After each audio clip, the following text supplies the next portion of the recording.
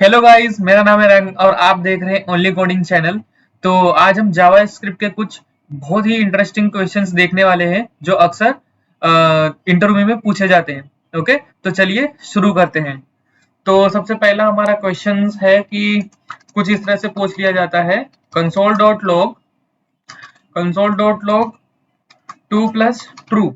Okay okay, ये बाहर आ गया। मैं इसको ठीक कर देता हूँ। सो कंसोल.log टू प्लस ट्रू, इसका आउटपुट क्या होगा? तो बेसिकली इसका आउटपुट होगा 3। अब ये हुआ कैसे?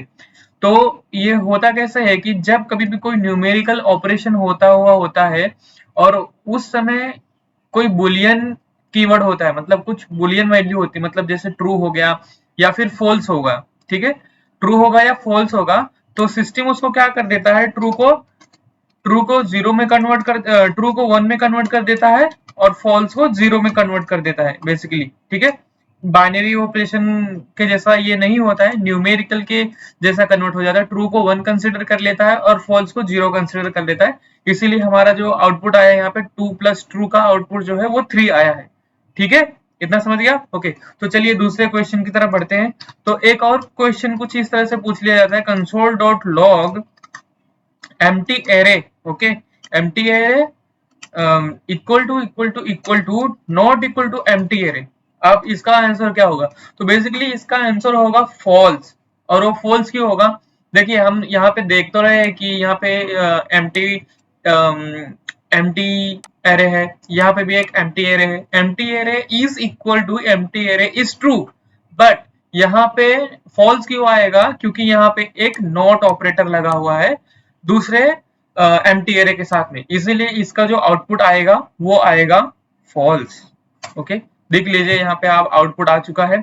ओके, तो चलिए बढ़ते हैं दूसरे नहीं, तीसरे सवाल की तरफ। ठीक है, और वो हमारा तीसरा सवाल कुछ इस प्रकार से है, कंसोल डॉट लॉग और ब्रैकेट में कुछ इस तरह से लिख देते हैं कि 5, ओके, माइनस एंड -3। ठीक है, अभी इसका आउटपुट क्या होगा? ठीक है, तो चलिए पहले आउटपुट देख लेते हैं। इसका आउटपुट पहले एरर है। ठीक है, ये यहाँ पे एरर हो गया क्योंकि यहाँ पे स्पेस चाहिए। ठीक है, इसका आउटपुट आ गया 8। ठीक है, अभी इसका आउटपुट 8 आया कैसे? तो यहाँ पे जो देख रहे हो, जो यहाँ पे माइनस लगा हुआ है, ये यूनरी ऑपरेटर की तरह काम करता है। और जब कभी भी ये किसी ऐसे स्ट्रिंग के साथ लगा होता है जो कि नंबर है, ठीक है, स्ट्रिंग के अंदर है लेकिन वो नंबर है, तो वो क्या करता है, उसको कुछ इस तरह से कन्वर्ट कर देता है। ठीक है, -3 कुछ इस तरह से कन्वर्ट कर देता है। और हमारा जो ऑपरेशन बन गया वो किस तरह से बन गया, 5 इन ब्रैकेट -3। तो अभी हमें पता है कि -3 माइनस माइनस हो जाता है प्लस। ठीक है, इसीलिए आउटपुट जो आ रहा है वो आ रहा है 8। ठीक है, ओके कूल। तो चलिए अगले सवाल की तरफ बढ़ते हैं। ठीक है, तो कुछ इस तरह से दूसरा सवाल है यहाँ पे, नल इक्वल टू अनडिफाइंड। ठीक है, नल इक्वल टू अनडिफाइंड। अब इसका आउटपुट क्या आएगा? तो बेसिकली इसका आउटपुट आएगा, वो आएगा ट्रू। और ट्रू क्यों होगा? क्योंकि जो हमारा मशीन है, जावास्क्रिप्ट का जो मशीन है, वो अगर नल और अनडिफाइंड को लूजली कंपेयर करे तो वो दोनों को इक्वल मानता है। ठीक है, दोनों को इक्वल मानता है, नल एंड अनडिफाइंड को इक्वल मानता है।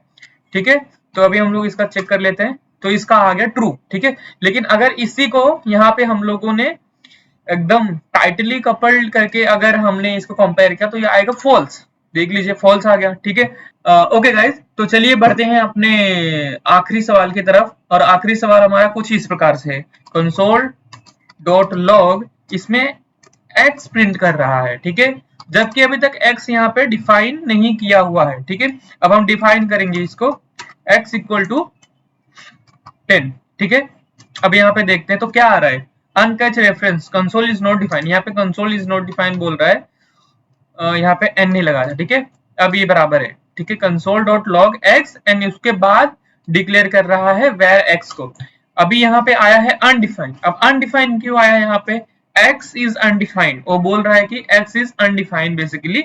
अब x इज अनडिफाइंड इसलिए आया है क्योंकि हम लोग x को पहले कॉल कर रहे हैं और डिक्लेयर उसको डिफाइन डिफाइन एंड डिक्लेयर उसको हम लोग कर रहे हैं बाद में, ठीक है। और हमें होस्टिंग का कंसेप्ट पता है, होस्टिंग में क्या होता है कि जो भी वेरिएबल्स होते हैं उसको टॉप पे डिफाइन कर दिया जाता है, ठीक है। लेकिन यहाँ पे पहले कॉल कर लिया गया और डिफाइन कर देते हैं, लेकिन उसको अनडिफाइंड डिक्लेयर किया हुआ होता है, उसको कुछ वैल्यू असाइन नहीं होती है। तो जो कोई भी वेरिएबल डिक्लेयर किया हुआ है लेकिन उसमें कोई वैल्यू नहीं असाइन की हुई है, वो होता है अनडिफाइंड। और अगर कोई वेरिएबल है ही नहीं, मतलब सिस्टम में वो वेरिएबल डिक्लेयर भी नहीं किया हुआ है और असाइन भी नहीं किया हुआ है, तो वो बेसिकली होता है नॉट डिफाइंड, ठीक है। ये दो जो कंसेप्ट है वो बहुत अच्छे से समझ लेना बहुत जरूरी है। नॉट डिफाइंड एंड अनडिफाइंड बहुत डिफरेंस है, ठीक है। ओके ओके गाइस, तो यही 5 सवाल थे आज मेरे पास, और आशा करता हूँ कि आपको ये वीडियो बहुत पसंद आया होगा। और अगर आपको ये वीडियो पसंद आया तो इसको लाइक जरूर करिएगा और हमारे चैनल को सब्सक्राइब करिएगा, क्योंकि ऐसे ही कंटेंट्स, ऐसे ही वीडियोस मैं कंटिन्यूअसली अपलोड करते रहता हूँ, ठीक है। तो चलिए अभी के लिए बाय बाय, जय हिंद, जय भारत।